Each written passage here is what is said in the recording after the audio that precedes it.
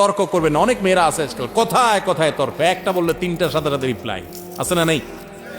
কথা মাটিতে পড়তে দেরি, জবাব দিতে দেরি নাই।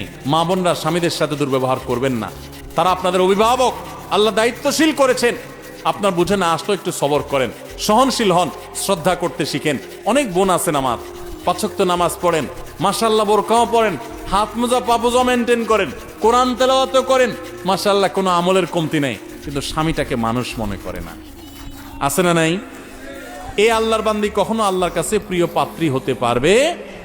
ঠিক একইভাবে কোন স্বামী যত ইবাদত গুজার হোক, আলেম হোক, দিনদার হোক, দাড়িয়ালা হোক, টুপিয়ালা হোক, নামাজি হোক, কিন্তু তার স্ত্রীকে সে গালিগালাজ করে, খারাপ ব্যবহার করে, কোশ্চেন কালেও সে আল্লাহর খাতায় ভালো মুসলমান হতে পারে? এজন্য ভাই, দাম্পত্য জীবনে পরস্পর প্রতি শ্রদ্ধাশীল হতে হয়, সহনশীল হতে হয়। আজকাল পত্রিকার পাতা খুললে দেখবেন ঠুনকো ইস্যুকে কেন্দ্র করে সংসার ভেঙে যাচ্ছে, খান হয়ে যাচ্ছে, সব বেসবর হয়ে যাচ্ছে, অসহনশীল হয়ে যাচ্ছে। এই যে রমজান মাস গেছে, কি শিখছি আমরা? রমজান আমাদেরকে সহনশীলতা শিখাইছে, সংযম শিখাইছে, আত্মনিয়ন্ত্রণ শিখাইছে, ধৈর্য ধারণ করা শিখাইছে। মনে চাইলেই সবকিছু করা যাবে না, মনে চাইলেই খাওয়া যাবে না, হাত বাড়ানো যাবে না, মুখ দিয়ে একটা কথা বলা যাবে না, হিসাব নিকাশ করতে হবে। আল্লাহ আমাদের সবাইকে সেই তৌফিক দান করুন।